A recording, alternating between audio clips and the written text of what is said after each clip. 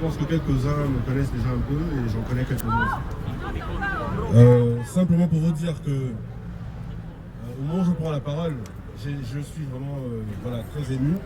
Donc peut-être que j'aurai un peu de mal. Dans tous les cas, je vais commencer par vous dire merci. Merci parce que aujourd'hui, vous ne vous en rendez peut-être pas compte, mais ce que vous faites pour nous, qui avons vécu cela dans notre chair, comprenez mon émotion, c'est très honorable. C'est très honorable parce que tout l'enjeu pour, vous savez, le camp en face, c'est de faire en sorte que ce soit l'oubli, que plus personne ne s'en souvienne, parce qu'eux-mêmes, ils sont dans le déni. Je ne vais pas refaire mon témoignage. J'étais au QG de Jean Ping avec d'autres Gabonais et je peux vous confirmer qu'il ne s'agissait nullement d'un moment de violence. Ce n'est pas tout à fait vrai. Je pense que vous avez vu les images. On nous a invités à voter. Nous sommes allés voter et nous avons cru à ce moment-là que nous avions accompli notre devoir de citoyen. Et même nous nous sommes mis à fêter parce que justement on avait respecté les consignes. On a fait le tour des bureaux et les gens ont réalisé justement que c'était un raz de marée. Nous l'avions à ce moment-là emporté. Et donc nous étions au QG, c'était un moment, j'insiste, festif, jusqu'au 30, jusqu'au 31. Vous pouvez voir les images, quelques-unes existent. Les jeunes dansaient au QG, les gens priaient, d'autres s'apprêtaient à fêter enfin la libération. Parce que nous avons aussi beaucoup voté, parce que nous croyons et nous espérions la libération. Le choc du QG était d'une rare violence. J'ai fait le témoignage. Je pense que ce n'est pas nécessaire, là maintenant, de rentrer dans le détail. Je veux juste vous dire que ceux qui vous disent qu'ils n'ont pas tué, ils vous mentent. Il y a eu des morts. Il y a eu beaucoup de morts. Et si nous avons eu, certains d'entre nous, la vie sauve, déjà je vais remercier donc la Providence, mais c'est aussi parce que, pris d'un élan de solidarité avec d'autres, nous nous sommes mis à courir un peu dans tous les sens dans le QG. C'est peut-être pour ça qu'à un moment donné, aucune balle ne nous a touchés parce que nous n'étions pas toujours au même endroit. Puisqu'il fallait contenir le flot incessant de corps inertes et de blessés qui arrivaient. Je ne souhaite même pas à mon pire ennemi de vivre ce que nous avons vécu. C'était difficile, c'était très difficile. Et là, au moment où je parle de ça, il y a cette forte odeur de sang qui me revient, qui était prépondérante et qui prenait aux tripes.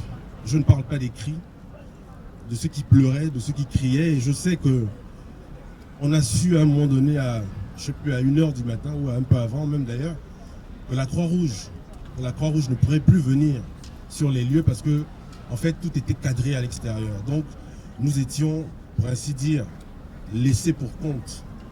Laissés pour compte. Vous avez vu les images, les blessures étaient atroces. Les images étaient insupportables. Et donc ensuite on a été emmené en détention, en prison. C'était de l'humiliation naturellement. On nous a souvent, ce qui est revenu dès le matin au QG, avant le gros bouquet, avant la répartition qui était faite dans les lieux de détention, on nous a souvent demandé pourquoi est-ce que nous avions voté pour un Chinois, pourquoi est-ce que nous voulions prendre le pouvoir. C'était vraiment des menaces insensées et même souvent ethniques. Souvent ethniques. Je veux vous remercier parce que, au fond, nous étions à peu près 2000 personnes ce soir-là. Effectivement, tout le monde n'est pas mort, mais il y a beaucoup de traumatisés et vous le savez, au Gabon, pour ce sujet-là en l'occurrence, personne ne peut porter plainte parce que personne ne recevra votre plainte. Donc il y a des gens, moi je peux parler aujourd'hui, mais il y a des gens qui sont restés au Gabon et qui ne peuvent même pas se plaindre de ce qu'ils ont vécu, qui ne peuvent même plus raconter ce qu'ils ont vécu. Parce qu'effectivement, et on nous l'a dit au tribunal, quand on nous a sortis de prison, le juge et le procureur actuel nous ont menacés naturellement et ils nous ont demandé effectivement de ne plus tomber entre leurs griffes codines. Parce que là, en l'occurrence, nous n'aurions plus l'occasion de voir l'extérieur. Donc voilà, je vous dis vraiment merci. Merci parce que c'est pas évident ce que vous faites. Pardon. Nous ne nous y attendions pas du tout. Et moi, la première image, quand je sors de détention, quand on nous libère au tribunal, justement, c'est une image de la diaspora. qui m'a redonné espoir. Et moi qui ai eu très peur, je ne vais pas vous mentir, mais je n'ai pas pleuré la nuit au QG parce que bon, à un moment donné, on aidait les gens, on aidait les blessés. Je n'ai pas pleuré en prison parce qu'on essayait de se remobiliser entre nous. La première fois que j'ai quand même versé une larme, c'est à ce moment-là. Parce qu'on était coupés du monde dans notre propre pays. Et pas sûr en tout cas qu'on reverrait l'extérieur. Puisque c'est ce qu'il nous disait. Il nous demandait si nous connaissions les pelotons d'exécution et que nos familles ne nous reverraient pas parce qu'ils nous enterreraient au Cap. Voilà, et voilà les mots qu'il nous disait. Donc au moment où je vous parle, pardon, je suis un peu pris d'émotion, j'ai une pensée forte pour évidemment tous ceux qui sont partis sous nos yeux. Un jeune homme qui a perdu son frère, qui était avec nous en détention. J'ai une pensée pour Madame Berthe et Tianou et tous les autres. Et vraiment, voilà, je peux vous exhorter parce que je suis quand même un peu ému. S'il vous plaît, de continuer parce que vous le faites pour le Gabon. Vous le faites pour vous, pour nos enfants. Nous ne sommes pas des gens parfaits. Nous avons des vies. Personne n'est parfait, mais ce que nous avons subi dans notre pays est profondément injuste. Parce que nous n'avons fait que voter. Donc je veux vraiment vous remercier au nom de mes co-détenus avec qui je suis dans des groupes et qui pensent que vous êtes leur porte-voix aujourd'hui, qui ne peuvent pas s'exprimer. Je vous dis, ils ne peuvent même pas porter plainte.